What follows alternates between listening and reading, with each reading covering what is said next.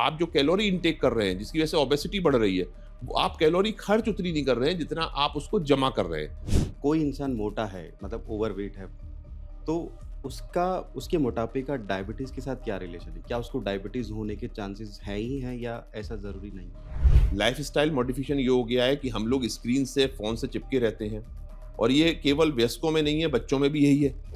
अगर आप sugar intake बिल्कुल ज़ीरो कर दें 1 महीने के लिए, तो बॉडी में क्या रिएक्शन होगा? पैक्ड जूसेज़ हैं, हुँ। इनमें शुगर की इतनी मात्रा है कि आप एक्चुअल में लोग क्या करते हैं ना कि बिज़ी होने की वजह से अपने हेल्थ के साथ कॉम्प्रोमाइज़ करते हैं, सोचते रहते हैं बाद में कर लूँगा। अगर आप साउथ एशियन पॉपुलेशन है, तो आप कैंडिडेट हैं सर्जरी के, क्योंकि ये बीमारियाँ आपको आ जाएँगी उस बीएमआई। ओके। दूसरी बात ये है कि ड्यूरिंग प्रेगनेंसी हुँ। मदर को कोशिश ये करनी है कि वो लो फैट। एनएफएचएस डब्ल्यूएचओ की रिपोर्ट के मुताबिक इंडिया इस वक्त दूसरे नंबर का डायबिटिक हॉटस्पॉट बनता जा रहा है। पहले नंबर पर चाइना है, दूसरे नंबर पर फिलहाल इंडिया है, जहाँ पे ओबीज़ के जो मामले हैं वो 23 से 25% हो चुके हैं। ओबेसिटी पिछले 2016 से 2021 के बीच में बहुत तेज़ी से एकदम रेशियो बढ़ा है। इन्हीं सब पर बात करने के लिए आज हमारे साथ स्टूडियो में मौजूद हैं डॉक्टर आशीष गौतम। डॉक्टर आशीष गौतम पिछले 30 सालों से ओबेसिटी का इलाज कर रहे हैं। डॉक्टर आशीष गौतम फिलहाल मैक्स पटपड़गन के साथ प्रिंसिपल डायरेक्टर हैं। रोबोटिक के द्वारा वेट लॉस सर्जरीज़ करते हैं और अलग-अलग तरह की ऑलमोस्ट 30,000 अभी तक सर्जरी सर कर चुके हैं। सर हमारे शो में आपका स्वागत है। Thank you for calling me and inviting me on this show. और ये बहुत ही महत्वपूर्ण टॉपिक पर आपने जो आज विषय चुना है, ये एक बहुत गंभीर विषय है, खास तौर से हिंदुस्तान के लिए, कि हम डायबिसिटी की कैपिटल बनने जा रहे हैं। करेक्ट। मैं बात करता हूँ डायबिटीज़ और ओबेसिटी दोनों के बारे में। ओबेसिटी के द्वारा उत्पन्न होने वाली डायबिटीज़ जिसको हम टाइप 2 डायबिटीज़ बोलते हैं, इसके लिए एक वर्ड है जिसको हम डायबेसिटी बोलते हैं। तो भारत एक बहुत ही अ, ऐसी स्थिति में पहुँच गया है जहाँ पर पूरे समाज को जागृत होने की ज़रूरत है और इसके लिए इसके उपाय सोचने की ज़रूरत है और जो ट्रीटमेंट अवेलेबल हैं, उनको सब तक पहुँचाने की ज़रूरत है। अच्छा, अगर एक आम जो यूज़र इस वीडियो को देख रहा है, अगर उसको समझाना हो कि भई ओबेसिटी होती क्या है? क्योंकि इंडिया में अभी क्या कल्चर है कि मान लीजिए मेरा हाइट 5 फुट 8 इंच है, मेरा वज़न मिसाल के तौर पे 90 किलो है। तो एक आम आदमी को कैसे पता चलेगा कि उसका वज़न उसकी बॉडी के हिसाब से ठीक है या नहीं? बीएमआई को मतलब आसान भाषा में आप बताएँ। देखिए, बीएमआई जो है एक बॉडी मास इंडेक्स है। ये हाइट और वेट का रेशियो होता ओके। है। हमारे पास आजकल तो जैसे सब एंड्रॉयड, आईओएस हुँ, फ़ोन्स हैं, हुँ, इसके एप्लीकेशंस अवेलेबल हैं हर हुँ, किसी के पास हुँ, बीएमआई के। इसका एक बड़ा एक बहुत ही सामान्य भाषा में कहूँ एक माप है। अगर आपका बीएमआई 29 हो चुका है, हुँ, तो आप ओबेसिटी की कैटेगरी में आते हैं। आ गए। करेक्ट। है ना? और अगर आपका 35 से 40 के बीच में है, तो आपको तत्काल इसके लिए उपाय करने की ज़रूरत है। ज़रूरत है। अच्छा, मान लीजिए एक आदमी का ओबेसिटी हाँ, रेट जो आपने बताया हाँ, 29 से हाँ, ऊपर हो हाँ, गया है, हाँ। तो आगे चलकर उसको किस-किस तरह की प्रॉब्लम्स आएँगी? मान लीजिए कि उसको कैंसर होने के चांसेज़ है, उसको टाइप 2 डायबिटीज़ होने के चांसेज़ है, तो वो उसको थोड़ा-सा समझाइए कि वो कैसे रिलेट करता है आपके वज़न के साथ-साथ? देखिए, जब वज़न बढ़ना शुरू होता है या वज़न बढ़ जाता है, तो सबसे पहले क्या होता है कि जो एडिपोसिटी या वसा का हमारे शरीर के अंगों के चारों तरफ उनका जो होता है जमाव होना शुरू होता है। उससे क्या होता है कि इंसुलिन रेजिस्टेंस पैदा होता है। जो बॉडी का अपना इंसुलिन है वो काम करना बंद कर देता है पाचन क्रिया में। उसकी वजह से वज़न बहुत तेज़ी से बढ़ता है और एडिपोसिटी डेवलप होती है, जिसकी वजह से टाइप 2 डायबिटीज़ डेवलप होती है। अब ये एक साइकिल है, टाइप 2 डायबिटीज़ डेवलप होगी तो हाइपर कोलेस्टेरोलेमिया डेवलप होता है करेक्ट। वसा के बढ़ने से। हुँ, उसकी वजह से हमारी जो खून की नसें हैं, हुँ, उनमें जो है कोलेस्ट्रॉल जमा होना शुरू होता है और उसकी वजह से दिल में थक के जाना, दिमाग में थक के पहुँचना जिसको हम स्ट्रोक कहते हैं या कार्डियोवैस्कुलर डिज़ीज़ होना, हार्ट हार्ट अटैक होना, ये खतरे बढ़ जाते हैं। ओके। दूसरा बात है कि जब टिश्यू ग्रोथ ओवर होती है, hmm, over expression of tissue growth hmm, होता है हुँ, बिकॉज़ आपका जो जो ईटिंग हैबिट्स हैं, वो आप जो कैलोरी इनटेक कर रहे हैं, जिसकी वजह से ओबेसिटी बढ़ रही है, वो आप कैलोरी खर्च उतनी नहीं कर रहे हैं जितना आप उसको जमा कर रहे हैं। और ओके। जैसे-जैसे वज़न बढ़ता जाएगा, तो ओवर ग्रोथ ऑफ टिश्यू होगा। Hmm. Over growth of tissue ultimately leads to cancer formation. अच्छा, जैसे आपने कहा कि वो थक के मतलब हाँ, उसको ब्लड के वो जमना शुरू हो जाते हैं हाँ, जिनकी वज़ह से स्ट्रोक आता है। हाँ, हाँ। तो क्या आदमी को ऐसा हिंट उसकी बॉडी देती है कि भई अब आपके साथ ये होना शुरू हो गया है? कुछ इस तरह के सिम्पटम जो आदमी को नोटिस होते हों देखिए, कि इसका तो एक बहुत मैं जो बेसिक चीज़ें हैं वो बताना चाहूँगा। हुँ, जब आपका वज़न बढ़ता है, हुँ, आपको देखिए सबसे पहले वज़न बढ़ता है तो साँस फूलना शुरू होती है, वज़न करेक्ट। बढ़ने से। हुँ, जब आप जब आपका वज़न कम था तो अ, आप 2 किलोमीटर, 3 किलोमीटर, 2 माले की सीढ़ियाँ आप आराम से चल लेते थे, चल साँस लेते नहीं थे। फूलती थी। अब बिल्कुल। आपकी साँस फूलने लगी है। हाँ, 2-3 स्टेप। आपको आपको चलने में परेशानी होने लगी है। हुँ, आपको अगर आपको 2 माले चढ़ने के बाद बहुत तेज़ साँस फूल फूल रही है, आपको बैठना पड़ रहा है, तो आपको डॉक्टर को दिखाने की ज़रूरत है, अगर आप यंग एज में हैं। I am talking about the people of around 30 to 50 years of age. 30 अगर टू ऐसा 50। 30 to 50 okay, years of age okay. अगर ऐसा हो रहा है हुँ, और ऐसा पहले नहीं होता था, नहीं होता था। ये वज़न बढ़ने के साथ हो रहा है, तो आपको डॉक्टर से मिलना ज़रूरी है। बिल्कुल। दूसरा, जो बहुत इम्पोर्टेंट एस्पेक्ट है, वो ये है कि अगर सोते समय खर्राटे आना, हुँ, अगर आपको बहुत ज़्यादा खर्राटे आते हैं, हुँ, तो ये एक गंभीर चिंता का विषय है और हुँ, ये ओबेसिटी के साथ डेवलप होता है, जिसको हम ऑब्स्ट्रक्टिव स्लीप एपनिया बोलते हैं। ओके। और इसकी वजह से भी आपको डॉक्टर से सलाह लेनी चाहिए। स्लीप एपनिया क्या होता है? इसको थोड़ा-सा और देखिए, बताइए। ऑब्स्ट्रक्टिव स्लीप एपनिया एक ओबेसिटी की वजह से होने वाला एक बीमारी है, हुँ, जिसमें क्या होता है कि हमारे गर्दन के चारों तरफ हुँ, और ओरोफेरिंक्स जो हमारा रेस्पिरेटरी सिस्टम का एक अंग है, हुँ। उसके चारों तरफ वसा का जमा होना शुरू वो हो जो जाता है। ब्लैक ब्लैक हो जाता है। फैट ओके, जमा होना शुरू हो जाता है। बिल्कुल। होना शुरू हो जाता है और उसकी वजह से हमारे जीभ के नीचे के हिस्से में काफ़ी फैट आ जाता है। तो आपने देखा होगा जो ओबीज़ लोग हैं, उनका गर्दन के चारों तरफ फैट बहुत होता है। हुँ, तो जब भी वो सोते हैं ऐसी पोजीशन आती है सोने वाली, जब वो लाई डाउन करते हैं, तो उनकी जो जीभ के नीचे का हिस्सा है, प्रेशर की वजह से वो स्क्यूज़ होना शुरू हो जाता है। ओके। तो स्क्यूज़ होने की वजह से साँस रुकती है, जिसको हम ऑब्स्ट्रक्टिव स्लीप एपनिया बोलते हैं। ऐसे में ऐसे मरीज़ जो होते हैं, मोटे मरीज़, वो सडन कभी-कभी उठ जाते हैं सोते समय, हुँ, क्योंकि उनकी साँस बंद हो जाती है। ओके। ये बहुत गंभीर खतरा है, आपको तुरंत उपचार की ज़रूरत है, ये समझिए। अच्छा, अगर मान लीजिए किसी की रात को सोते-सोते साँस रुक गई, ठीक है? वो मेडिकल ट्रीटमेंट मिलने में तो उसको टाइम लगेगा, अस्पताल जाना पड़ेगा, 10-20 मिनट लगेंगे। तो कोई क्विक उपाय है जो उसकी फैमिली तभी कर उसका सकती है? उसका तरीका सबसे पहले ये है, देखिए, अगर ऐसा लगातार हो रहा है, हाँ। ये ऐसा नहीं होता कि आज हो गया, ओके। आप नेग्लेक्ट करते हैं। हुँ, अगर आप 1-2 नेग्लेक्ट कर रहे हैं तो ये चीज़ ठीक नहीं है। अगर आप 1-2 बार ऐसा हुआ है हुँ, आपको, तो आपको डॉक्टर से मिलने की ज़रूरत है। हुँ, उसमें कुछ इम्पोर्टेंट एस्पेक्ट हैं कि अगर आप लेटे हुए हैं तो तुरंत बैठ जाएँ, हुँ, बैठ के साँस आराम से आएगा। दूसरा ये है कि आप कोशिश करें कि आप व्यायाम शुरू करें, कोशिश करें कि आप अपने वज़न को कम करना शुरू करें हुँ, और उसका एक एक और इम्पोर्टेंट एस्पेक्ट है जो दोनों चीज़ों में मदद करेगा। हुँ। वो ये है कि आप शाम का खाना जो है वो 7 बजे या 8 बजे से पहले खा लें। हाँ। लेट नाइट फीस्टिंग ना करें। That's it. अच्छा, जैसे डब्ल्यूएचओ की रिपोर्ट का भी हम ज़िक्र कर रहे थे, उसमें क्या है कि इंडिया में अभी हर 4 में से 1 इंसान ओबीज़ है, ठीक है? और ये पिछले कुछ सालों में ही ये रेशियो बढ़ा है। तो आप क्या मानते हैं कि क्या लाइफ़स्टाइल चेंजेज़ हैं? कौन से ऐसे मतलब इम्पोर्टेंट कारण हैं जिनकी वज़ह से ये ओबेसिटी इतना बढ़ रहा है? देखिए, इंडिया में ओबेसिटी बढ़ने का सबसे प्रमुख कारण है कि हमने अपनी भारतीय जीवन शैली को त्याग दिया है। ओके। वी आर अब देखिए, ज़्यादा जनसंख्या हमारी मेट्रोज़ में रह रही है।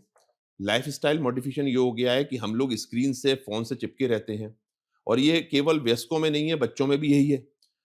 व्यायाम का समय या शारीरिक कसरत का समय या जो हमारी जो हैबिट्स थी कि हम जॉगिंग करते थे या सुबह घूमने जाते थे या योगा करते थे, वो हमारी लाइफ़स्टाइल से दूर हो गया है। बिकॉज़ जो न्यू लाइफ़स्टाइल है, उसके साथ हमें इन चीज़ों को इनकॉर्पोरेट करना पड़ेगा। दूसरी इंपॉर्टेंट एस्पेक्ट है हमारा food habits. Food habits from खाने की थाली से हम लोग बर्गर पे चले गए हैं। वी हैव मूव फ्रॉम हमारी अपनी हिंदुस्तानी थाली जो दाल रोटी चावल सब्जी होती प्रोसेस थी, फूड पे अब आ गए हम हैं वी लोग। Have gone to the process food. Correct. हम हम रेडी टू कुक फूड पे चले गए हैं। हाँ। That is very big important cause of increasing obesity in India. Hmm. उसमें हमारे पास ओवर कैलोरी कंजम्पशन है। जितनी कैलोरी की जरूरत है उसमें वसा की मात्रा बहुत ज्यादा है, कार्बोहाइड्रेट की मात्रा बहुत ज्यादा है, प्रोटीन कम है। तो we are taking food, we are not taking good food. अच्छा, डॉक्टर साहब एक बात और बताइए, जैसे कोई इंसान मोटा है मतलब ओवरवेट है, तो उसका उसके मोटापे का डायबिटीज़ के साथ क्या रिलेशन है? क्या उसको डायबिटीज़ होने के चांसेस हैं ही हैं या ऐसा ज़रूरी नहीं है? देखिए, कुछ फैक्टर्स होते हैं जो ओवरवेट लोग हैं और ओबीज़ लोग हैं। मैं ये जो रिसर्चों से ये मिला है, हमें पता लगा है कि जो ओबेसिटी है, जो ओबीज़ है, जिनका जिनका वज़न लगातार बढ़ रहा है, जिनका बीएमआई 30 के ऊपर पहुँच गया है, उनमें टाइप 2 डायबिटीज़ होने की संभावना तेज़ी से बढ़ती है और तेज़ी से और उसमें भी बढ़ती है जिनमें जेनेटिक फैक्टर मौजूद है। एक ओके, बहुत इंपॉर्टेंट फैक्टर है जेनेटिक फैक्टर। जेनेटिक। अगर आपके मदर-फादर या आपके मदर-फादर में से कोई डायबिटिक है या हुँ, दोनों डायबिटिक हैं, तो हुँ, आपको ओबेसिटी के साथ डायबिटीज़ आने की संभावना बहुत तेज़ी से ज़्यादा बढ़ हो रही है। ओके। और उसके लिए आपको ये पता है कि चूँकि आपके मदर-फादर डायबिटिक हैं, then you should be more aware hmm, कि ये बढ़े उससे पहले या हुँ, हो उससे पहले हम ऐसी चीज़ें करें हुँ, जिससे कि हमारा वज़न ना बढ़े। हुँ। दैट्स मोटापा कौन-कौन से कैंसर के ज़्यादा चांसेस लेकर आता है? क्योंकि हुँ, कैंसर भी आई थिंक हुँ। अलग-अलग तरीके के ही होते देखिए, हैं। जो मोटापे से जिन कैंसरों का खतरा बढ़ता है, उसमें महिलाओं में गर्भाशय का कैंसर, हुँ, जिसको हम यूट्राइन कैंसर बोलते हैं, uterine cancer. Male and female दोनों में पैंक्रियाटिक कैंसर होने की संभावना, हुँ, कोलोरेक्टल कैंसर होने की संभावना और महिलाओं में स्तन कैंसर होने की संभावना है, ब्रेस्ट कैंसर होने की संभावना काफ़ी बढ़ जाती है। ओके। अच्छा इसी पे मेरा एक सवाल है कि जो लड़कियाँ ज़्यादा मोटी होती हैं, हाँ। तो शादी के बाद क्या उनको कंसीव करने में प्रॉब्लम आ सकता है? उसका उसका कितना ये तो बहुत रिलेशन अच्छा है? सवाल है।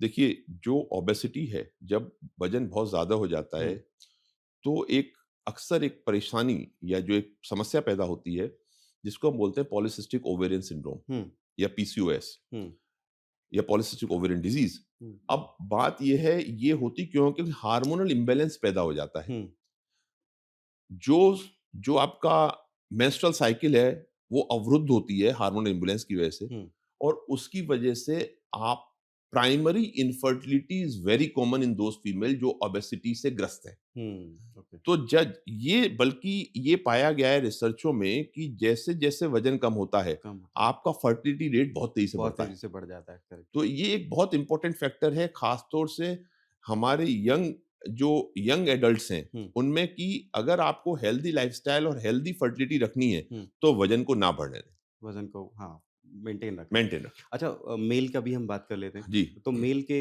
जो स्पर्म फर्टिलिटी रेट है अगर उनका भी वज़न ज़्यादा है तो उसपे भी कुछ असर बिल्कुल, पड़ता है? एब्सोल्यूटली, बिल्कुल। आप समझिए ओलिगोस्पर्मिया, हुँ, ओलिगोस्पर्मिया मतलब स्पर्म काउंट का कम होना बहुत ज़्यादा कॉमन है ओबेसिटी पॉपुलेशन में। Okay. And even with the some problems like जो हम जिनकी बात करते हैं अगर हम बात करें कि प्रीमेच्योर एजैकुलेशन हुँ, या टेस्टोस्टेरोन या दूसरी परेशानियां जो टेस्टोस्टेरोन के कम होने से बनती हुँ, होती हैं, हुँ, वो सारी समस्याएं ओबीस पीपल में ज्यादा पाई जाती ज़्यादा हैं पाई जाती जो बहुत बहुत ओबेसिटी जिनमें हो गई है या बहुत ज्यादा मोटे हो गए। ओके। मेरे अगले कुछ सवाल होंगे खाने-पीने से लेकर जी। क्योंकि लोगों में मिथ्स है कि मैं कार्ब्स छोड़ दूँ, ये छोड़ दूँ, तो उसपे मेरा सबसे पहला सवाल है कि अ, अगर आप शुगर इनटेक बिल्कुल ज़ीरो कर दें 1 महीने के लिए, तो बॉडी में क्या रिएक्शन होंगे? देखिए, बॉडी बॉडी में जो शुगर हमारी जो रिफाइंड शुगर है उसको आप खत्म कर देते हैं, तो सबसे अच्छा फायदा जो होता है कि यू गेट मेटाबॉलिज्म एक्टिव होता है ओके। और मेटाबॉलिज्म एक्टिव होने की वजह से आपका जो सबसे अच्छा प्रभाव आता है, शरीर में स्फूर्ति आती है, हुँ, यू फील मोर एनर्जेटिक, हुँ, नींद अच्छी आती है हुँ, एंड जो ब्लोटिंग है, जो पेट की ब्लोटिंग जिसकी समस्या आजकल बहुत हो रही हुँ, है, वो बिकॉज़ ऑफ प्रोसेस्ड फूड, हुँ, और प्रोसेस्ड फूड में जो रिफाइंड शुगर बहुत होता है, हुँ। वो काफ़ी हद तक कम हो जाती है। ओके। अच्छा, एक बात और है कि हुँ, कोई इंसान जब छोड़ेगा शुगर हुँ, को, चाहे वो प्रोसेस्ड हुँ, शुगर हो या नॉर्मल शुगर हो, हुँ, तो उसको क्रेविंग होगा ही होगा हुँ, ऑफ हुँ, कोर्स, है ना? कि हुँ। मान लीजिए एक आदमी मिठाई हाँ, खाता है, अब हाँ, उसको हाँ, ज़रूरत पड़ेगी। हाँ। तो उसके लिए क्या है मतलब उसका कोई सब्स्टिट्यूट देखिए, बताइए कि वो क्या कर सब्स्टिट्यूट तो सकता है? डायरेक्ट सब्स्टिट्यूट तो ऐसे आर्टिफ़िशियल स्वीटनर्स होते हैं, लेकिन हुँ, हम उनको कहते हैं उनको अवॉइड करें। हुँ, कोशिश करें कि आप रिफाइंड शुगर या व्हाइट शुगर ना लें। हुँ, उससे बेहतर है आप जो हम जिसको जो गुड़ है हमारा हुँ, जैगरी है, बिल्कुल, jaggery is is better than refined sugar. Refined sugar. एक सवाल ये भी है और बड़ा कॉमन है, हुँ, कहते हैं ना कि यार ब्रेड ऑमलेट खा लेते हाँ, हैं, हाँ। बड़ा हेल्दी है, उसमें हुँ। ब्रेड आ गया। जूस पी लेते हैं पैकेट वाला जूस। तो इनमें वो कितना शुगर होता है? ब्रेड हेल्दी होती हैं कि नहीं होती हैं? इस पे थोड़ा-सा बताइए। देखिए ब्रेड एक तरह के प्रोसेस्ड फूड में आती है बिल्कुल। और इसलिए हम लोग कहते हैं अगर आपको ब्रेड लेनी है तो होल व्हीट ब्रेड लीजिए hmm, rather than taking the white bread. Number 2, hmm, as per your choice, egg is a good source of protein, hmm, so you can have it in any way, hmm, the type of किसी तरह से आप ले सकते हैं हुँ। उसको। जहाँ तक आपने बात करी उसकी जो आप कह रहे थे जूस की, हाँ, ये एक बहुत इम्पोर्टेंट सवाल ओके। है और ये इतना इम्पोर्टेंट सवाल है कि मतलब इसको पैकेट जूस की हम बात पैकेट कर रहे जूस हैं। की हाँ, बात जो कर हाँ। रहे हैं, ये इतना इम्पोर्टेंट हुँ, सवाल है कि इसका मेरा उल्टा सवाल आपसे है, क्या आपने जूस पीने से पहले हुँ। डिप उसके जो पैकेट है उसके पीछे देखा कितनी शुगर मैंने है? तो देखा है उसमें तो इतनी परसेंटेज में शुगर लिखा होता है, तो मैं तो लोगों को व्हाट इज़ मना द करता हूँ, कि ये कितना तो आप उस मीठा पानी पी रहे कितना हो। एक्चुअल जूस है उसके अंदर। Correct. That is why as a bariatric surgeon, as a obesity surgeon for last 3 decades मैं एडवाइस करता हूँ अपने पेशेंट्स को भी, जो मेरे दोस्त हैं, जिनको मैं जानता हूँ, उनको एडवाइस करता हूँ, take fresh juice from the fruit और हाँ, better to take whole fruit rather than juice. Correct, reason correct. Is this, जितना पैक्ड जूसेस हैं, हुँ, इनमें शुगर की इतनी मात्रा है हुँ, कि आप एक्चुअल में मेजॉरिटी ऑफ जूसेस जो आते हैं, हुँ, आप पहले उसके लेबल को देखिए, हुँ, पहचानिए कितनी शुगर है, हुँ, तभी उसका सेवन करिए। हाँ, otherwise it is better to take fresh juice at home hmm, और take a full fruit. Correct. एक सवाल ये है कि फ्रूट्स जो नेचुरल फ्रूट्स होते हैं, एप्पल, बनाना ये सब, तो क्या इनमें भी शुगर शुगर तो ऑफ कोर्स होता है, होता है। बट क्या वैसा शुगर भी होता है जिससे वेट बढ़ता है? देखिए, कुछ फ्रूट्स हैं जो कंपैरेटिवली अदर फ्रूट्स की मात्रा में हुँ, ज़्यादा शुगर कंटेंट होता है। ओके, जिसमें कुछ ऐसे जिसको इधर हमारे नॉर्थ इंडिया में चीकू बोलते हैं, चीकू, या हाँ, हमारे यहाँ का जो आम है, मैंगो, आम है ना, हाँ, तो मैंगोज़, हुँ, तो they have good amount of sugar into hmm, that. तो उसका सेवन स्पेसिफिकली अगर आप डायबिटिक हैं हुँ, और आप मॉर्बिडली ओबीज़ हैं, हुँ, तो कम मात्रा में करें, छोड़ें नहीं, हाँ, छोड़ना नहीं है, बट उसकी नेचुरल है मात्रा कम इश्यू, करें, हाँ, करेक्ट। मात्रा कम करें। दैट्स अच्छा, कौन से ऐसे फ्रूट हैं इट। जिनका जिनको खाने से मान लीजिए कोई इंसान पतले हाँ, भी हैं ऑफ हाँ, कोर्स, अभी हाँ, तक हम सिर्फ मोटे हाँ, लोगों हाँ। की बात कर रहे हैं।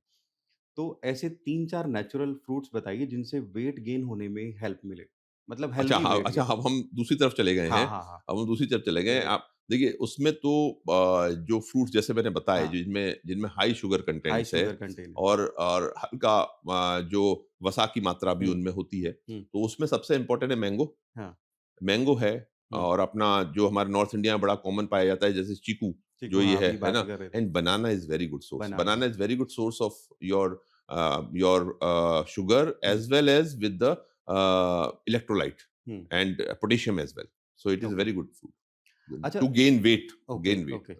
डॉक्टर साहब एक सवाल ये है कि आम आदमी क्या सोचता है कि यार कैलोरीज़ इन, कैलोरीज़ आउट। हुँ, मिसाल के तौर पे मैंने इतना कैलोरीज़ खाया, मुझे हुँ, इतना बर्न करना है, तो मेरा वेट नहीं बढ़ेगा। हुँ। क्या ये मतलब सच है? इस पे थोड़ा-सा डिटेल में बताएँ। देखिए ये बहुत चीज़ों पे डिपेंड करता है। ओके, सबसे इम्पोर्टेंट डिपेंड करता है आपका मेटाबॉलिज़्म कहता है ओके। कैसा है, हुँ, जेनेटिक फैक्टर कितने हुँ, इम्पोर्टेंट हैं उसके अंदर, वो भी एक इम्पोर्टेंट फैक्टर है। हुँ, अगर आपका मेटाबॉलिज्म स्लो है, हुँ, तो आप अगर कैलोरी थोड़ी कम भी लेंगे, हुँ, तो आपका वज़न ज़्यादा बढ़ेगा। हुँ, और ये मेटाबॉलिज्म स्लो कई कारणों से होता है, हुँ, उसमें स्लीप डिप्राइवेशन है, अगर हुँ, आप पूरी तरह नींद नहीं ले रहे हैं, वो हुँ, एक कारण है।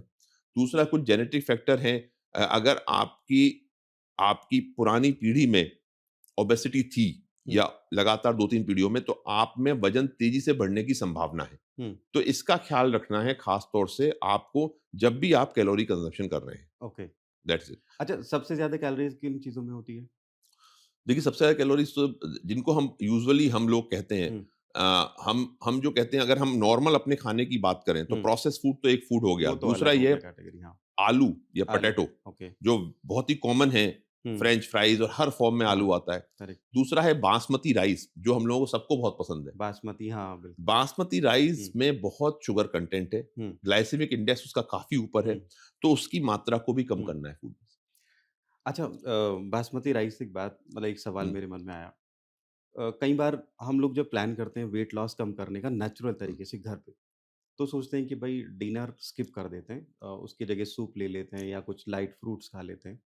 तो लेकिन फिर एकदम से क्या होता है कि जब आपको नींद नहीं आती है, 11-12 बजे आपको इतनी ज़बरदस्त क्रेविंग होगी कि आप क्या करेंगे, रोल ऑर्डर कर देंगे, कुछ चिकन खा हुँ, लेंगे, मतलब अनहेल्दी हुँ। कुछ भी खा लेंगे।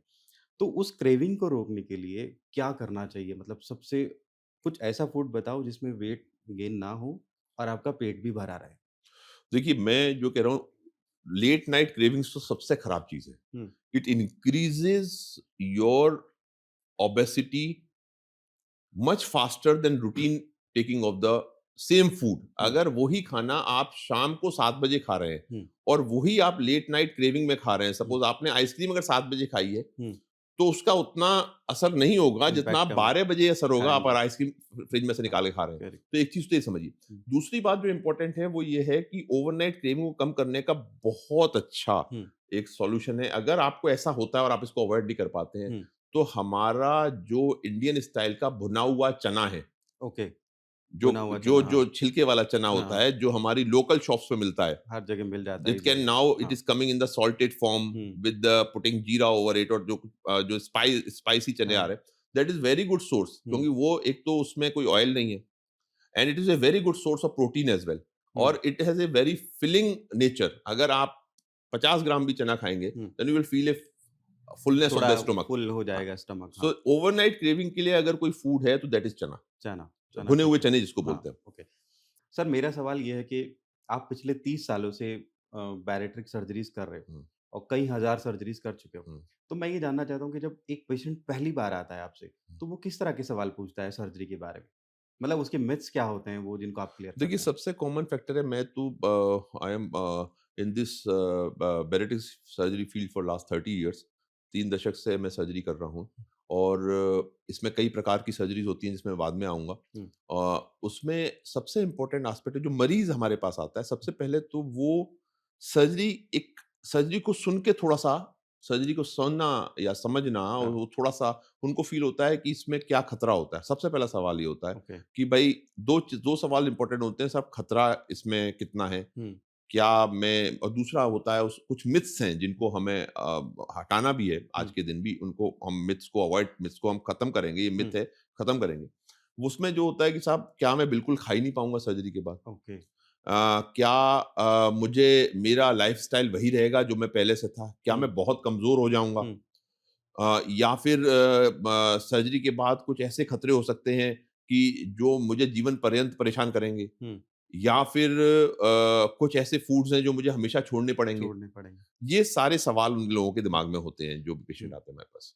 अच्छा, जैसे आपने कहा कि पेशेंट पूछता है कि क्या मुझे कुछ चीज़ें खाने की छोड़नी पड़ेंगी? ऐसा कुछ होता है कि उसको कुछ छोड़ना मैं पड़ता है? एक चीज़ को, जो हम हुँ, सब लोग कहते हैं, मैं कहता हूँ, सर्जरी के पश्चात आप एक चीज़ छोड़िए। हुँ। अगर आप स्मोकिंग करते हैं तो छोड़िए, वो एज़ अ जनरलाइज़, वो तो नॉट जनरल नॉट ए भी है जनरलाइज़, छोड़ना वो, लेकिन चाहिए उसका एक आदमी बहुत को, बड़ा हाँ। रीज़न है।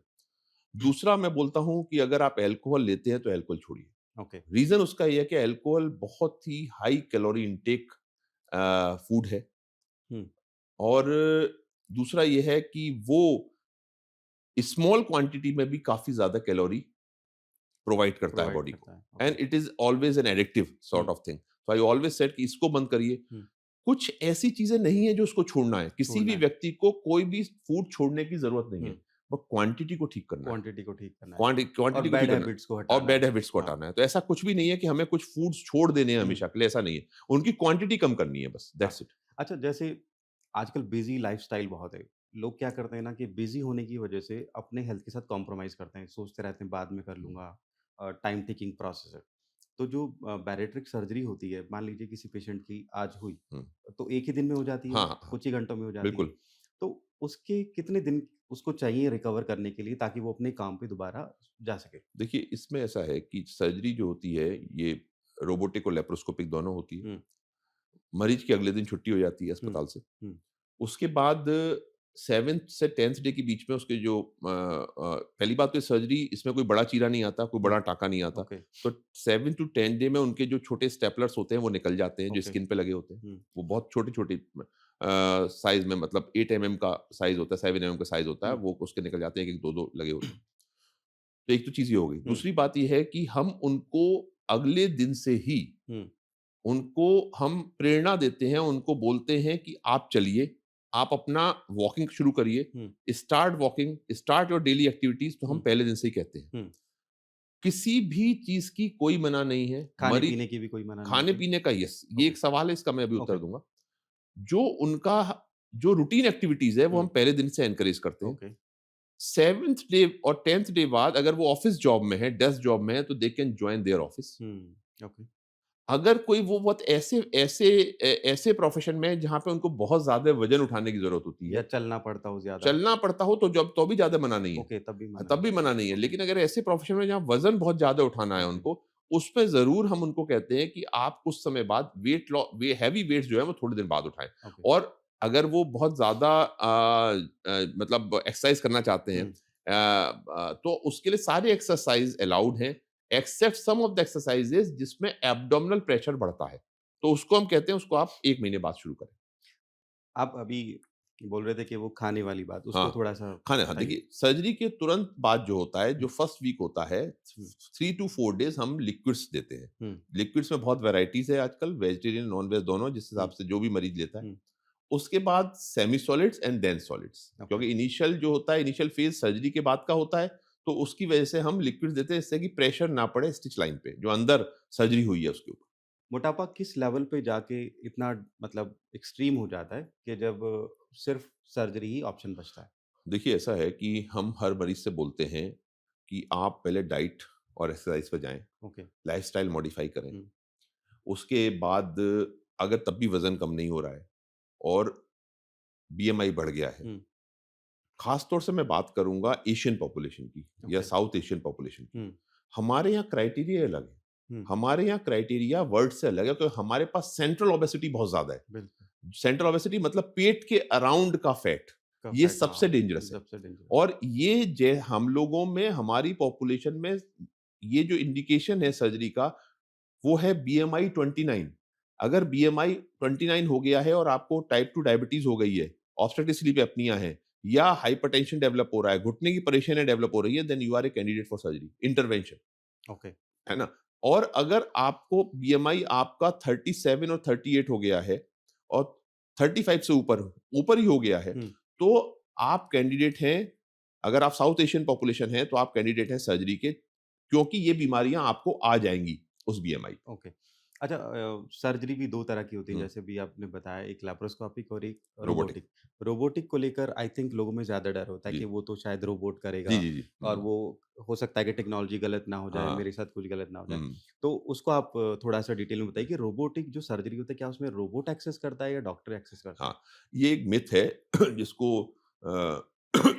जिसको हमें हटाने की ज़रूरत है। हुँ, देखिए, रोबोटिक असिस्टेड सर्जरी में हुँ, रोबोट सर्जरी नहीं करता है। हुँ, सर्जरी सर्जन ही करता है, हुँ, बट जो रोबोटिक आर्म्स हैं वो पूरी तरह से सर्जन के कंट्रोल में होती हैं। वो कंट्रोल करके उन आर्म्स को चलाता है और उससे सर्जरी होती है। हुँ, तो जो रोबोटिक सिस्टम है वो सर्जन के कंट्रोल में होता है। हुँ, वो ही उनको चलाता है आर्म्स को, तभी सर्जरी होती है। तो ओके, रोबोट कोई सर्जरी अपने आप नहीं करता है। ओके। That's it. क्योंकि आम जनता के यस, माइंड यस, में यस। तो वो रोबोट तो एब्सोल्युटली वो हाँ, उनके दिमाग रोबोट में आ ये आता है जाता कि है। रोबोट सर्जरी हाँ, करता है, रोबोट करेक्ट, सर्जरी नहीं करेक्ट। करता। अच्छा सर मोटापा जो है वो जेनेटिकल भी होता है और अगर वो जेनेटिकल होता है तो वो एक जनरेशन से दूसरी जनरेशन में जा रहा है तो उस फ्लो को रोकने के लिए क्या करना चाहिए? देखिए, ये एक बहुत अच्छा सवाल इस वजह से है कि ओबेसिटी के कुछ रूट कॉज़ेज़ में जेनेटिक प्रिडिस्पोज़िशन है। हुँ, मतलब आनुवंशिक तौर पर मोटापा आता है। हुँ, तो लेकिन इसका एक और दूसरा पहलू भी है। हाँ, दूसरा पहलू ये है कि अगर आपको ये पता है, जैसे आप एडल्ट हो गए हुँ, और आपको ये पता है कि आपकी पहली पीढ़ी हुँ, में मोटापा बहुत ज़्यादा था और बहुत ज़्यादा मोटापा जनित रोग भी बहुत हुए थे, हुँ, डायबिटीज़ थी, हाइपरटेंशन था, तो आप अपने आप को पहले से सँभाल सकते हैं। संभाल सकते हैं। वो मेरा पॉइंट ये है कि आप उस समय सँभाल सकते हैं जब आप वयस्क हो गए हैं, हुँ, या आप एडल्ट हो गए हैं, you can take care of yourself. Hmm, उसके लिए आपको पहले से, चूँकि आपको पहले से पता है, हुँ, तो हुँ, आप अपनी हेल्दी लाइफ़स्टाइल करें। और जो ऐसे फूड जो वज़न बढ़ाते हैं उनको ना हुँ, करें, सेवन उनका उनका खाना उनका सेवन कम करें, हुँ, तो उस तरह से आप इसको इस चीज़ को रोक सकते हैं। रोक सकते हैं। यस। अच्छा सर एक एक और बहुत कॉमन सवाल है। कुछ लोग कहते हैं कि यार मैं कुछ भी खा लेता हूँ, वज़न नहीं बढ़ता और कुछ लोग कहते हैं कि मैं अगर पानी भी पी लेता हूँ, साँस भी ले रहा हूँ तो हाँ, वज़न बढ़ रहा है। तो हाँ। ये क्या है मतलब? देखिए, ये अ, बोला तो जाता है, हुँ, इसमें कुछ मिथ है और कुछ सच्चाई है। ओके, कुछ सच्चाई वही जो इससे पहले वाले सवाल की थी। ओके। अगर आपके पास जेनेटिक प्रिडिस्पोज़िशन है, हुँ, आपकी पहली और पुरानी पीढ़ियों में मोटापा रहा है और उस तरह की बीमारियां रही हैं, हुँ, तो आप में वजन बढ़ने, कम खाने पे भी, क्योंकि आपका मेटाबॉलिज्म स्लो है, हुँ, तो आपके वजन कम खाने से भी आपका वज़न बढ़ेगा। हुँ, तो आपको ज़्यादा सचेत रहने की ज़रूरत हुँ, है। हुँ। सर जैसे अभी हम बात कर रहे थे कि जो लोग मोटे होते हैं उनमें हार्ट अटैक के चांसेस ज़्यादा होते हैं। अभी रिसेंटली न्यूज़ में आपने बहुत देखा होगा, वीडियोज़ बहुत आती हैं कि लोग अचानक से डेथ हो रही है। इवन जिम करते हुए डेथ हो रही है और अच्छे खासे जिनकी बॉडी है, उन लोगों की भी डेथ हो जा रही है। तो उसके पीछे क्या कारण है? देखिए 2 चीज़ें हैं। हुँ, एक, क्या जो दिखने में फिट है वो उतना ही एक्चुअल फिट है कि नहीं है? अच्छा, ये ये बड़ा अलग-अलग इम्पोर्टेंट चीज़ है। सवाल है। ओके, यस, ये ओके। बहुत इम्पोर्टेंट, इसका हुँ, जवाब ये भी है। जो people who are looking fit hmm, may not be actually fit, fit हाँ, दैट्स इम्पोर्टेंट। ओके। उसमें जैसे आपने जो बोला कि एक मेटाबॉलिक हेल्थ है, हुँ, आपका मेटाबॉलिज्म कैसा है और आप कितना एक्सर्ट कर रहे हैं, हुँ, ये भी इम्पोर्टेंट है। जो हुँ, आपने सवाल किया कि जिम गोअर्स हैं, सडन कार्डियक डेथ्स हो रही है, हुँ, उसमें इम्पोर्टेंट ये है कि जितनी एक्सरसाइज की जरूरत थी, क्या आप उससे ज्यादा कर रहे हैं?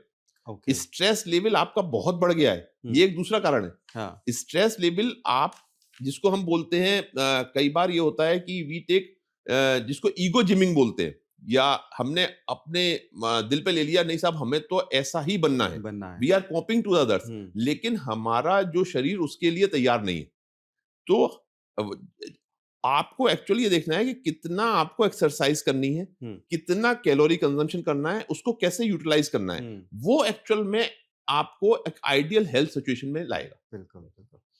अच्छा सर, एक ये है कि हाँ, इंडिया में ना क्या होता है कि इंडिया में लोगों को जो अमीर हो जाते हैं हाँ, थोड़े, हाँ, उनको लग्ज़री का बड़ा शौक हो जाता है, लाइक अच्छी गाड़ी लेनी है, अच्छी घड़ी लेनी है, अच्छा घर बनाना है।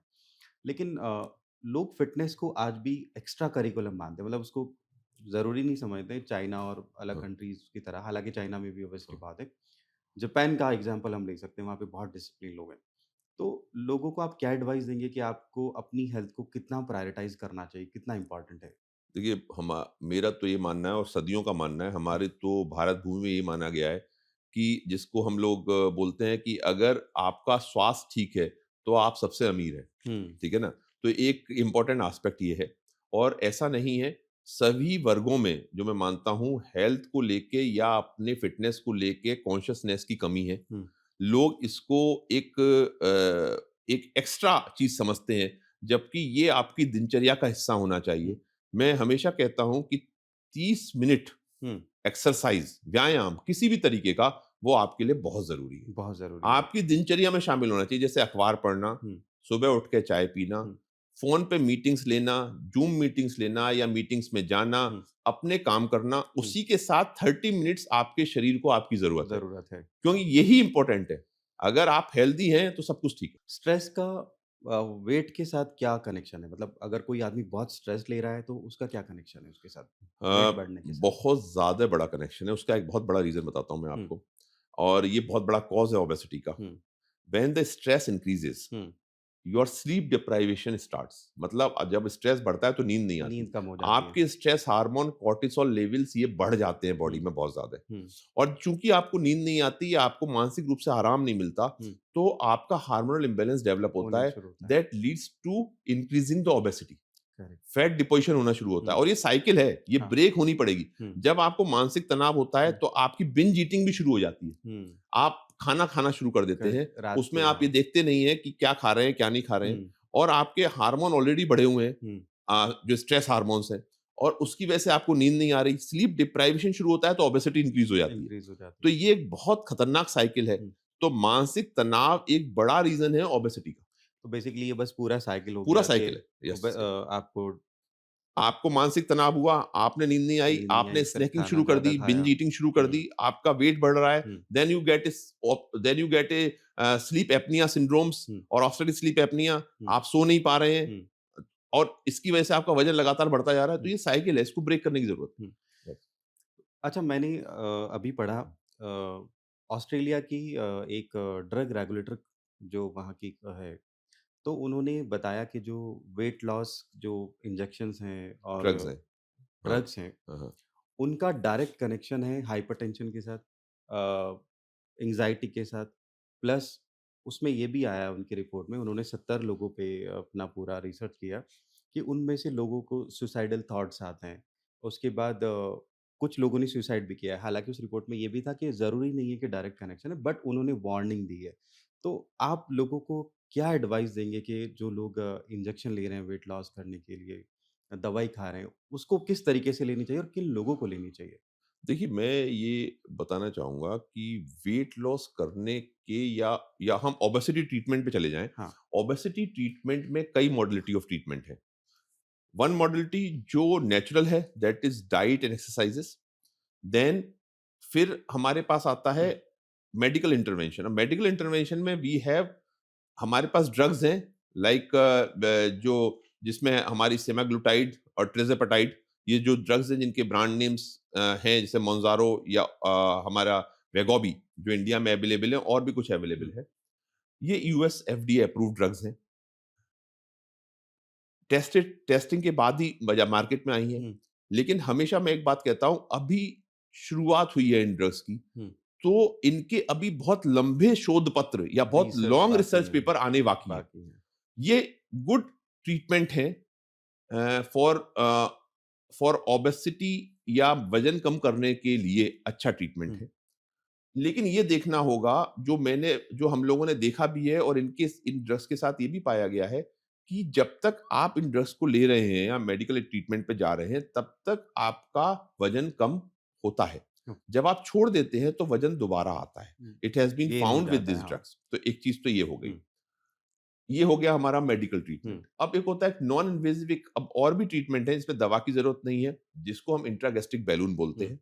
That is known as intragastric balloon. वो एक ऑफिस प्रोसीजर होता है, हुँ, कैप्सूल निगलनी होती है, पेट में जाके वो बैलून बन जाता है। ओके, वो एक रेस्ट्रिक्टिव प्रोसीजर है, वो करीब 10 से 12% वज़न कम करता है। ओके और तो वो 100% सक्सेसफुल है? वो सक्सेसफुल है, ओके, लेकिन वो with the diet is okay. Also अच्छा इम्पोर्टेंट, विद द डाइट भी डाइट आपको के करना साथ। पड़ेगा, हाँ। डाइट आपको मेडिकल जो इंजेक्टेबल ड्रग्स हैं हुँ, आपकी, हुँ, चाहे वो वेगोवी हो, चाहे वो मोंजारो हुँ, हो, सबके साथ हुँ, आपको एक हेल्दी डाइट लेनी है। The hmm, same applies with the intragastric balloon. Hmm, ये दोनों चीज़ें हो गई। लेकिन अगर आपको एक ऐसा ट्रीटमेंट चाहिए, जो आपकी ओबेसिटी इंड्यूस्ड डायबिटीज़ को, obesity induced diseases like osteoarthritis, oxidative sleep apnoea को लॉन्ग टर्म रेज़ोल्यूशन कर दे, हुँ, लंबे समय तक दूर कर दे आपसे, हुँ, तो उसके लिए है बैरेट्रिक सर्जरी। ओके, बैरेट्रिक सर्जरी एक ऐसी प्रक्रिया है जिसमें कि वजन लगातार तेजी से कम होता है, हुँ, और ये इतनी बड़ी स्टडीज में हो चुकी हैं, रिसर्च आ चुकी हैं कि इनसे लॉन्ग टर्म रेजोल्यूशन, मतलब दीर्घकालिक टाइप 2 डायबिटीज से छुटकारा मिल जाता है, हुँ, दीर्घकालिक समय के लिए ऑब्स्ट्रक्टिव स्लीप एपनिया से छुटकारा मिल जाता है, हुँ, और जो इससे जनित रोग हैं उनसे छुटकारा मिल जाता है। ओके। तो bariatric surgery is the gold standard treatment for obesity and obesity induced diseases. मेरे 2 सवाल हैं हाँ। सर, एक ड्रग्स को लेकर है हुँ, और एक सर्जरी को हुँ, लेकर है, तो हम दोनों को हुँ। ठीक है, एड्रेस करेंगे। बिल्कुल। पहला सवाल मेरा ये है कि जब एक आदमी मेडिसिन लेता है, जी। वेट लॉस करने की ड्रग्स लेता है, जिनके कुछ हुँ, नाम भी आजकल हुँ, बहुत कॉमन है हाँ। मार्केट में। तो जब उसको एक आदमी खाता है, वो बॉडी में जाकर क्या रिएक्शन करती है? मतलब वो आपके हार्मोन्स को बैलेंस करती है, आपके माइंड को कंट्रोल करती है या आपका जो जहाँ पे फूड प्रोसेस होता है, उसको थोड़ा फुलफिल रखती है? क्या क्या करती है देखिए, वो ये अंदर जो का? ड्रग्स हैं, चाहे वो सेमाग्लुटाइड या ट्राज़ेपेटाइड, हुँ, मतलब हम वेगोबी और मोंजारो की बात करें, जो हुँ, कॉमन प्रचलित ड्रग्स हैं। हुँ। ये जीएलपी-1 एगोनिस्ट और जीएलपी-1 जीएलपी-1 हाँ, बोलते हैं एनालॉग्स सर, हैं। करेक्ट। ये 2 काम जो मेजर करते हैं, उसमें एक ये है कि ये जो है आपके जो ऐसे हार्मोन्स जो भूख लगाते हैं, हुँ, स्पेशली घर्लिन, हुँ, उसका प्रोडक्शन कम कर देते हैं। ओके, एंड जो इससे भूख लगना काफ़ी हद तक कम हो कम जाती है, हो जाता है। और एक हार्मोनल बैलेंस मीट होता है बिटवीन द हार्मोन्स जो आपको भूख बढ़ाते हैं और हुँ, भूख कम करते हैं। तो हुँ, भूख बढ़ाने वाला हार्मोन काफ़ी हद तक कम हो कम जाता हो है, जाता है। और जो इंसुलिन का सिक्रीशन है, हुँ, वो कंपैरेटिवली बढ़ जाता है, बढ़ जाता है। जिसकी वजह से टाइप 2 डायबिटीज़ में भी मदद मिलती है। हुँ, तो ये इसका एक्चुअल में रोल ये है कि ये भूख को काफ़ी हद तक कम कर कम देते कर हैं, देता है। और उसकी वजह से वज़न कम होता है। आदमी खाएगा नहीं तो फिर वज़न वज़न कम बढ़ेगा होगा, नहीं। वज़न कम। अच्छा दूसरा सर्जरी पे आते हैं। मान लीजिए एक पेशेंट आया, उसकी आपने सर्जरी करी। उसके पेट में मतलब क्या चीज़ें होंगी चेंजेज़? क्या उसका फैट रिमूव होता है? क्या उसका जो पेट का साइज़ है वो कम नहीं, नहीं, किया जाता इसमें है? इसमें ये बड़ा इंपॉर्टेंट सवाल है। हाँ, देखिए, बैरेट्रिक सर्जरी जो है वो लाइपोसक्शन नहीं है। ओके। लाइपोसक्शन और बैरेट्रिक सर्जरी में, मतलब लाइपोसक्शन एक स्पेसिफिक एनाटॉमिकल एरिया के लिए किया जाता है। किसी के भाई हाथ में जमा हो गया फैट, हुँ, तो हाथ से आपने इंजेक्शन रिमूव से किया। फैट निकाल दिया, दैट इज़ कॉल्ड लाइपोसक्शन। वो एक सर्जिकल मेजर प्रक्रिया नहीं है। हुँ, वो एक हिस्से में फैट जमा हो गया, उसको कम करने की प्रक्रिया है। हुँ, तो that is not a weight loss treatment. Okay. Weight loss treatment is bariatric surgery. Hmm, bariatric surgery में मेजरली 3 प्रकार की सर्जरी होती है, जिसमें हम एक तो होता है स्लीव गैस्ट्रेक्टमी, हुँ, जिसमें हम आमाशय के 3/4 हिस्से को हटा देते हैं हुँ, और जिससे वो वाला हिस्सा सबसे ज़्यादा कम हो जाता है, जिससे घर्लिन हार्मोन निकलता है। हुँ, तो एक तो आमाशय छोटा हो जाता है और दूसरा घर्लिन हार्मोन का प्रोडक्शन 80% कम हो जाता है। तो एक तो भूख कम लगती है और जो आप खा रहे होते हैं वो एक लिमिटेड हो जाता है। हुँ, तो इसकी वजह से वज़न तेज़ी से कम होना शुरू कम हो होता है। रहा है। दूसरा प्रोसीजर है जिसको हम रूएन-वाई गैस्ट्रिक बाईपास बोलते हैं, हुँ, जिसमें आमाशय को भी छोटा करते हैं और आंत को बाईपास कर देते हैं। बायपास कर जिससे कि जो आप खाते हैं वो भी कम हो जाता है और जो आप खाते हैं वो उतना तेज़ी से पच नहीं पाता, जितना तेज़ी से पचना चाहिए था। Okay. And third is one anastomotic bypass और जिसको एक मिनी गैस्ट्रिक बाईपास भी बोला हुँ, जाता है। वो हम उसी तरह से उसको स्टोमक को छोटा करते हैं और आंत के हिस्से को भी बाईपास करते हैं। बायपास कर तो देते हैं। ये 3 मेजर प्रकार की ओके, सर्जरी हैं जो बैरेट्रिक सर्जरी में होती हैं। मतलब ओके। बैरेट्रिक सर्जरी एक ब्रॉड टर्म है, हुँ, उसमें इसके 3 उसके डिवीज़न हैं हुँ, जिसमें हम करते हैं। रेस्ट्रिक्टिव प्लस हार्मोनल चेंजेस हो जाते हैं, हुँ। रेस्ट्रिक्टिव प्लस माल एब्सॉर्प्टिव हो जाती है। अच्छा एक सवाल ये है कि आप मुझे एक त्यागी जी हैं जो आपके हाँ, पेशेंट जिन्होंने जी। 140 से आई हाँ, थिंक 85 पे हाँ, आए हाँ, वो। हाँ, हाँ। तो 167 से 85 167 से यस 85 व्हिच हाँ, इज़ मतलब इक्वल्स टू हाल्फ हाँ, कि भई आधा हाँ, वज़न कम हाँ। हो गया। तो उनके बारे में थोड़ा-सा बताइए वो आपको कैसे मिले? आपने उनके साथ किस तरह का ट्रीटमेंट जी, किया और क्या उनको चेंजेस लगे? अब उनका कैसा लाइफ़स्टाइल है? देखिए योगेश हैं, योगेश त्यागी हैं हुँ, और एक काफ़ी संभ्रांत परिवार से आते हैं। मिले मिले मिले थे आके मेरे ओपीडी में हुँ, और बहुत परेशान थे कि वो बैठे-बैठे सो जाते थे। अच्छा। वज़न उनका इतना ज़्यादा हो गया था, उनका 167 केजी वेट था, हुँ, जब हम उनसे मिले थे और उनको मेरे किसी पुराने जो मेरे मरीज़ थे जिनको फ़ायदा हुआ था बैरेटी सर्जरी के बाद, हुँ, उसी से पता लगा था उनको। अच्छा। और वो आए मिले, वो इतने परेशान थे, ना तो चल पाते थे, हुँ, ना घूम पाते थे और बैठे-बैठे सो जाते थे। He was patient of obstetric sleep apnoea, hypertension, osteoarthritis ये सारी परेशानियाँ उनको थी। उनका हमने रोबोटिक बैरेट्रिक सर्जरी किया एंड ही लॉस्ट वो 167 से 85 केजी के हो गए and he is very happy. अब वो बिल्कुल अपना दौड़ते हैं, घूमते हैं, सारा काम करते हैं। उनके इतने व्यवसाय थे, वो खुद नहीं जा पाते थे, आज वो अपने अपने सारी शॉप्स खुद सँभालते हैं। तो it is a surgery which makes remarkable change in your life. He is very happy और ऐसे बहुत मरीज़ हैं हमारे पास जिन्होंने अपनी नई जीवन शैली को अपनाया है पोस्ट बैरेट्रिक सर्जरी। ओके। सर एक सवाल और था कि जब शादी होती है, हाँ, लड़का-लड़की दोनों का वेट बढ़ जाता हुँ। है, तो वो क्या कारण है? मतलब हार्मोन्स इम्बैलेंस होते हैं, क्या रीज़न रहता है? देखिए इसमें जो सबसे इम्पोर्टेंट कारण है वो तो जब आप एक नई लाइफ शुरू करते हैं hmm, then you feel happy hmm. That is I should say that the happy hormones works अच्छा वो ज़्यादा रिलीज़ होते that is हैं। it that the happy hormone works okay, and you eat more hmm, because you are in a relationship relationship uh, at that time the stress hormones are less less है ना so that is why the weight is usually increased at that time increase so ठीक है that ना? Is the and only reason that is normal कि that is वो normal आप happy हैं, हाँ हार्मोन्स हाँ पॉज़िटिव हाँ हैं तो पॉजिटिव हार्मोन्स हैं correct, everything positive is coming so that हाँ, is it correct, correct and I hope कि वो पॉज़िटिव सबकी पॉजिटिव ज़िंदगी में हमेशा चलते रहे रहें। बस वजन ना बढ़े हाँ, वज़न ना बढ़े, उसको तो कंट्रोल रखते हैं। शादी वाली भी बात चल रही थी तो उसको थोड़ा और आगे हाँ हाँ बढ़ाते हैं। हाँ मान लीजिए वही कपल अब बेबी प्लान कर रहा है हाँ और वो ऑलरेडी ओवरवेट हो हाँ चुके हैं। हम्म।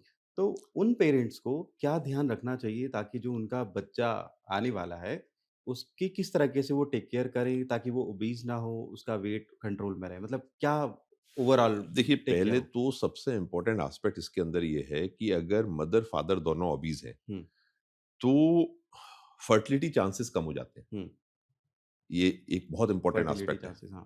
दूसरी बात ये है कि ड्यूरिंग प्रेगनेंसी हुँ, मदर को कोशिश ये करनी है कि वो लो फैट डाइट फूड लें हाँ, लो फैट फूड हाँ। लो फैट डाइट लें क्योंकि ओबेसिटी जो जो ओबेसिटी से ग्रस्त महिलाएं हैं हुँ, और जो प्रेग्नेंट हैं हुँ, उसमें जेस्टेशनल डायबिटीज बड़ी कॉमन है हुँ, मतलब प्रेगनेंसी के दौरान डायबिटीज का होना हुँ, ये बड़ा कॉमन होता है और इसका ओबेसिटी से डायरेक्ट लिंक है हुँ, और अगर वो जेस्टेशनल डायबिटीज है या डायबिटीज उनको प्रेगनेंसी इंड्यूस डायबिटीज हुआ है हुँ, ओबेसिटी की वजह से हुँ, तो बच्चे में भी डायबिटीज आने की संभावना हो जाती है हो जाती है। तो एक ये बड़ा कारण है तो आप कोशिश करें कि आप वजन को कम करें। दूसरी बात है, ड्यूरिंग प्रेगनेंसी खान-पान पे बड़ा ध्यान दें, खान-पान का फैट इम्पोर्टेंट का रोल है, प्रयोग कम से कम कम करें। से कम।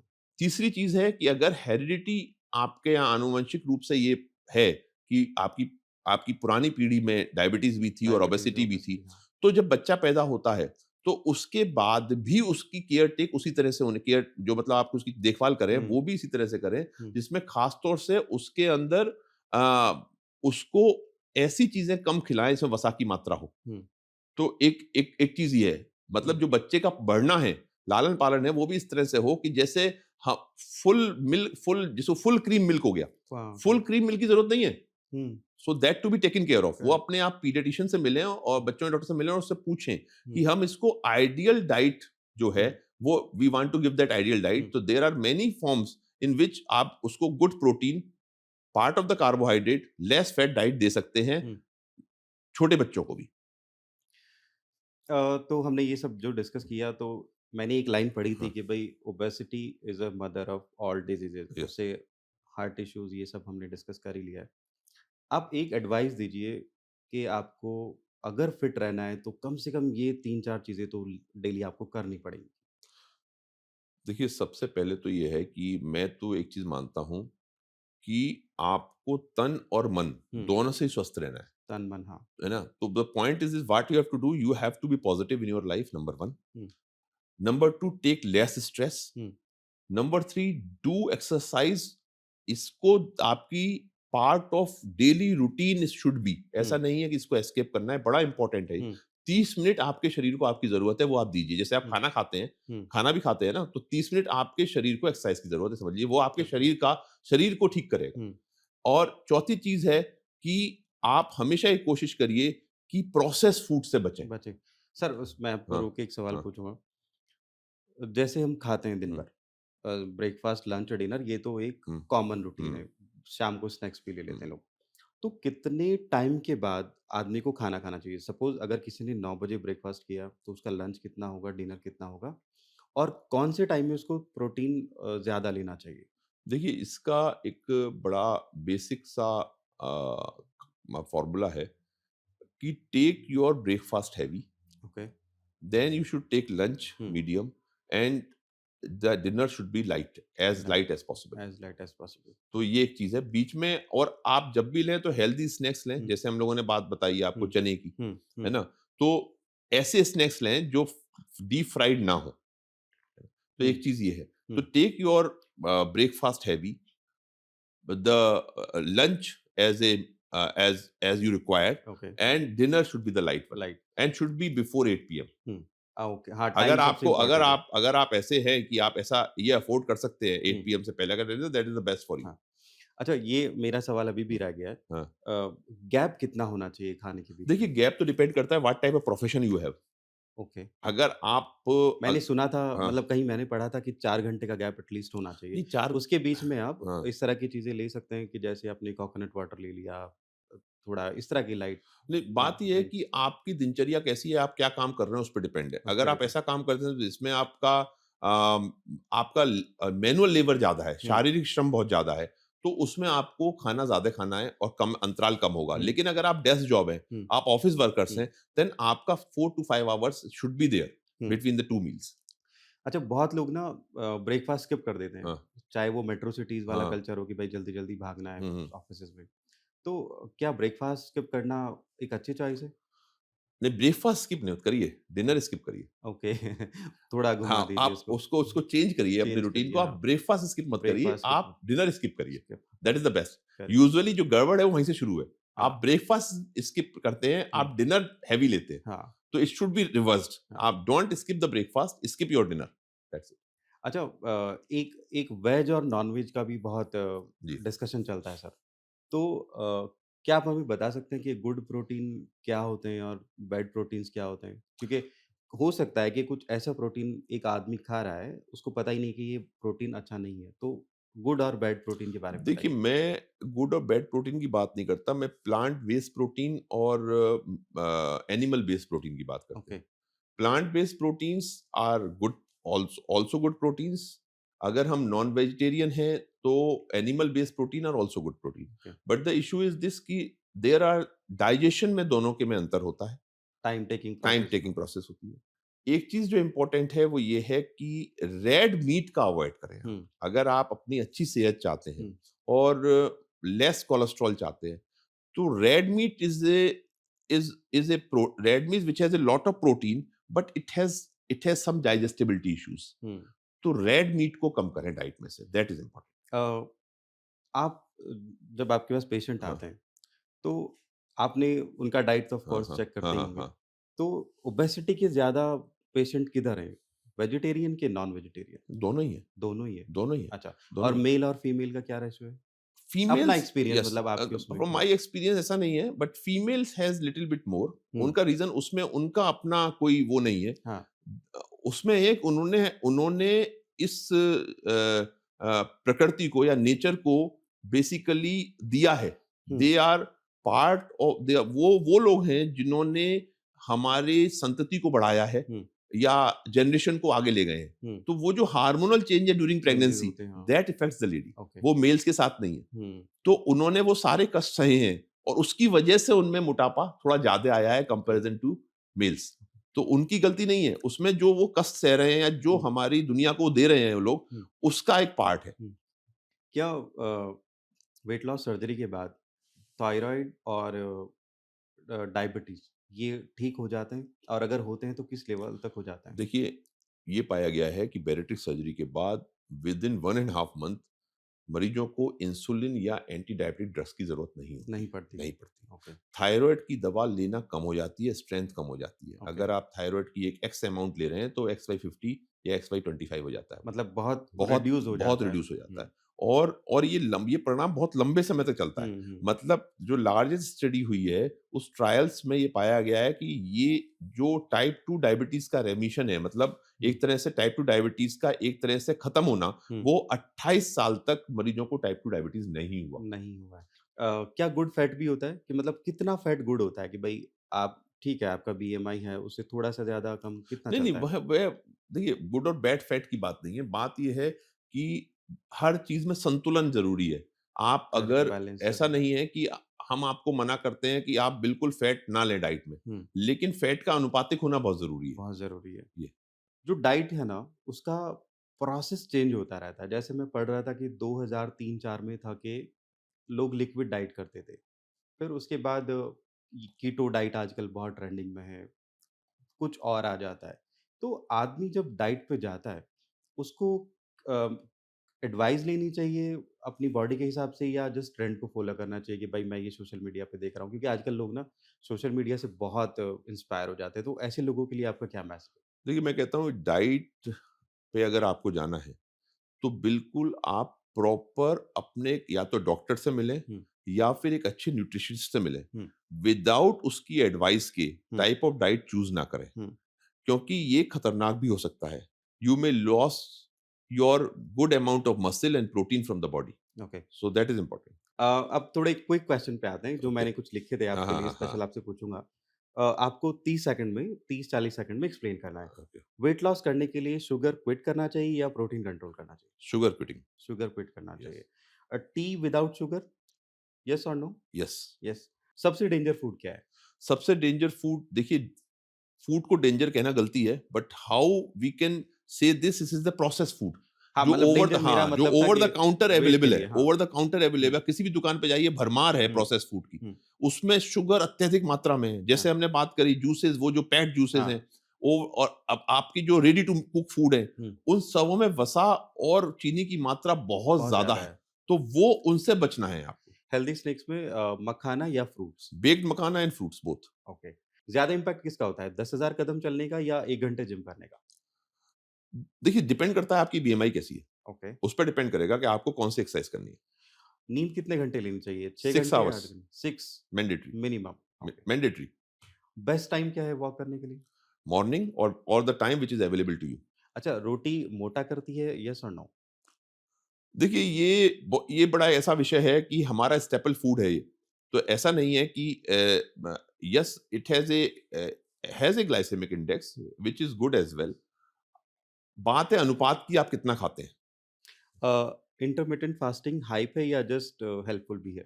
नहीं, इंटरमिटेंट फास्टिंग हाइप नहीं है, it hmm, is also helpful. Hmm.